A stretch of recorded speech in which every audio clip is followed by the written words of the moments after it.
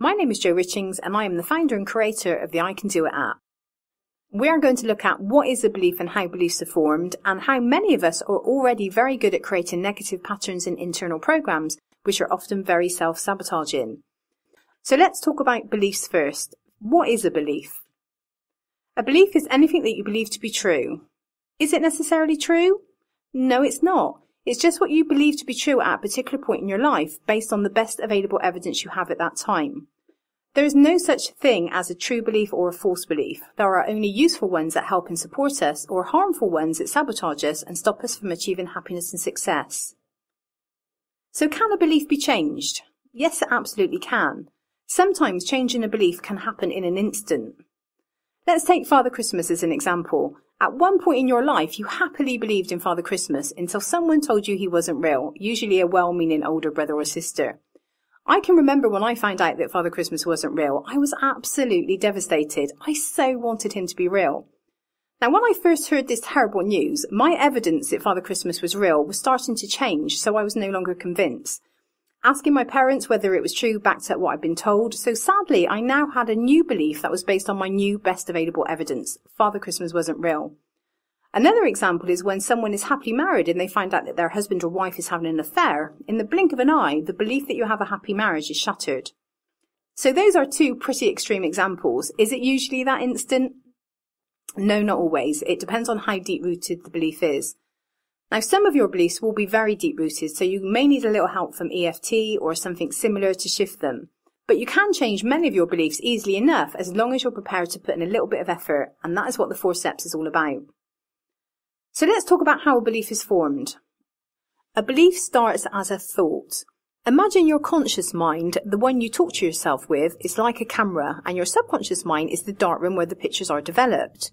When you talk to yourself either positively or negatively, your camera is constantly taking pictures and sending the pictures to the darkroom to be developed. Your darkroom, or your subconscious mind, then goes to work to make the pictures happen. That is what it's designed to do. A couple of really important facts here. Firstly, your subconscious mind does not know if you're kidding or serious. And secondly, it doesn't know the difference between a good belief and a harmful one. It will just develop your pictures and do what you tell it to do. And this is how we start to program our minds. Your darkroom, or your subconscious mind, will work tirelessly to make sure that this happens. It will take note of the negative affirmations and make sure you don't forget them. That is what it's designed to do. Have you noticed that people that say I'm not very confident are not very confident? And why people that say I never lose weight, never lose weight? And that people that say that I'm always late are always late? Time management is a great example of how a belief can run our lives. Over the years, I've coached many clients who were notoriously bad at time management, as is often the case with small business owners.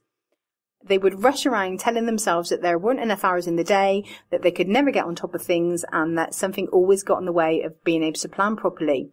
I learnt the hard way I could teach them every time management tip, tool and technique in the book, but unless they were willing to work on the belief that caused the problem in the first place, i.e. I'm rubbish at time management, then they would always end up back exactly where they started. Rushing around like a headless chicken. Always. Your brain can only do what you tell it to do. The more we repeat negative things to ourselves, then the deeper the negative belief will go. The deeper the negative belief, then the more likely we are to repeat it until it actually becomes a self-fulfilling prophecy. You say it, your subconscious mind believes it, and then helps you to become it, and round it goes. You've just created a program. Your program, patterns and automatic pilots are what run you. Imagine your brain is like a computer and you have installed Windows Vista. Your computer is not going to start running Windows 8, however much willpower you have and however much you really want it to. And this is why you will only make long-term changes in your life if you work on your negative beliefs and self-talk first. If you want to improve your life, you have to start by changing your beliefs. So how do we do that? The first thing we do is turn up the volume and listen to what you say to yourself and be aware of your negative thoughts. Experts estimate that we have somewhere between 30,000 and 60,000 thoughts a day, and most of them are negative. Now, even if only a quarter of them are negative, and that's being conservative, then the average person has over 2.5 million negative thoughts a year. Is it no wonder that so many people go through life feeling unhappy, unfulfilled and fed up? So every time you hear yourself saying something that is negative or self-sabotaging, you need to stop it and replace it with a positive affirmation. We can form new beliefs in exactly the same way as the old ones were formed.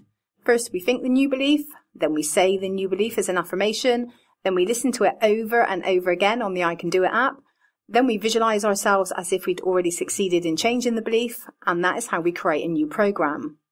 The next video in Understanding the Brain Stuff is about the role of your reticular activating system, or your RAS. We'll cover what it is, how it already impacts your life, and why it's so important that you are very careful what you say to yourself.